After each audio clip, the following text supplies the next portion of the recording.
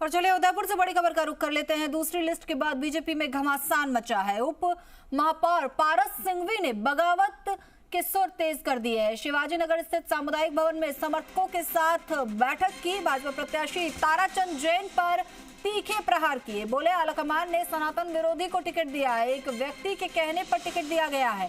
सिंघवी कल अपने समर्थकों के साथ रैली निकालेंगे। जगदीश चौक तक ये रैली निकाली जाएगी। भगवान जगदीश के दर्शन कर आलाकमान की सद्बुद्धि के लिए प्रार्थना की जाएगी।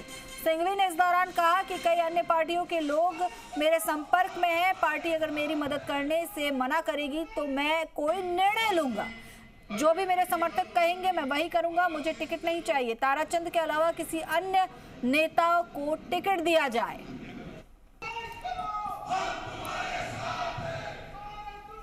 तो पारस सिंघवी की बगावत के सुर भी अब तेज नजर आ रहे हैं उदयपुर से, जब से भाजपा ने ताराचंद जैन को टिकट दिया है।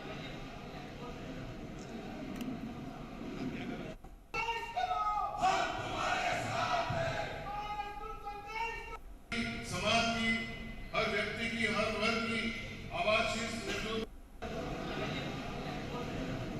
मैं पार्टी के शीर्ष चरणों में नमन करता हूं। मैं बीजेपी का कार्यकर्ता हूं। मैं भारतीय जनता पार्टी का सच्चा सिपाही हूं, लेकिन मजबूरन होकर मुझे दूसरा रास्ता न अपनाना पड़े, इसके लिए मैं पुनः निवेदन करता हूं। चलिए इस खबर पर हमारे सहयोगी अविनाश जगनावत हमारे साथ जुड़ चुके हैं। अविनाश, पूरे प्रदेश में तो विरोध के स्वर तेज होते नजर आ रहे हैं, लेकिन अब उदयपुर से भी यही तस्वीर सामने आ रही है। पारस सिंघवी ने विरोध किया है ताराचंद जैन का।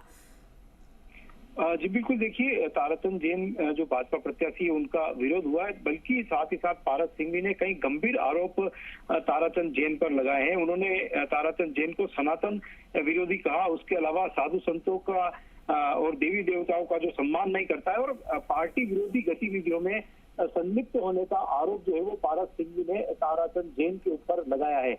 उन्होंने कहा कि गुलाब चंद कटारिया को हराने के लिए उन्होंने पार्टी में लॉबिंग की थी और इस तरह के नेताओं को अगर टिकट दिया जाता है तो कहीं के जो सच्चे कार्यकर्ता है उनको दिल को ठेस पहुंचनी जायज होती है। पारस सिंघवी ने साफ कहा कि भले ही उनको टिकट नहीं मिले, लेकिन जो अन्य दावेदार है, चाहे वो रविंद्र श्रीमाली हो, रजनी दांडी हो, माफ कीजिएगा प्रमोद सावंत हो, इस तरह के जो पार्टी के बड़े और कद्दावर दावेदार है उनकी अनदेखी करना भी कहीं न कहीं उनको खटक रहा है। बिल्कुल अविनाश, यहाँ पर पारस सिंघवी ने ये भी इशारा किया है कि किसी एक नाम के कहने पर जो है टिकट दिया गया है। किसका जिक्र यहाँ पर किया है उन्होंने इन शब्दों में?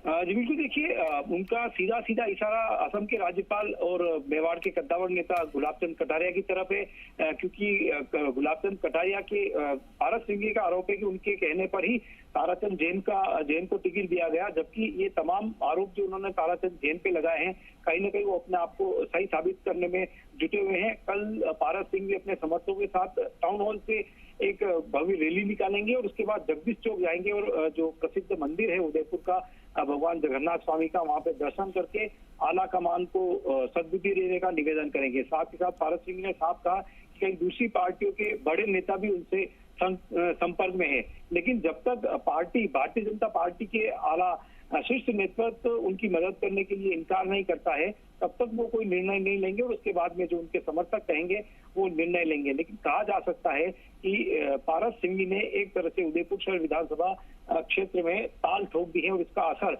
अब जिले की दूसरी विधानसभाओं पर भी देखने को मिल रहा है। और जो जाडोल विधानसभा क्षेत्र है, जहाँ से कि वर्तमान विधायक बाबूलाल खराड़ी को छठी बार पार्टी ने जो है प्रत्याशी बना के चुनावी मैदान में उतारा है, उनका विरोध भी शुरू हो चुका है।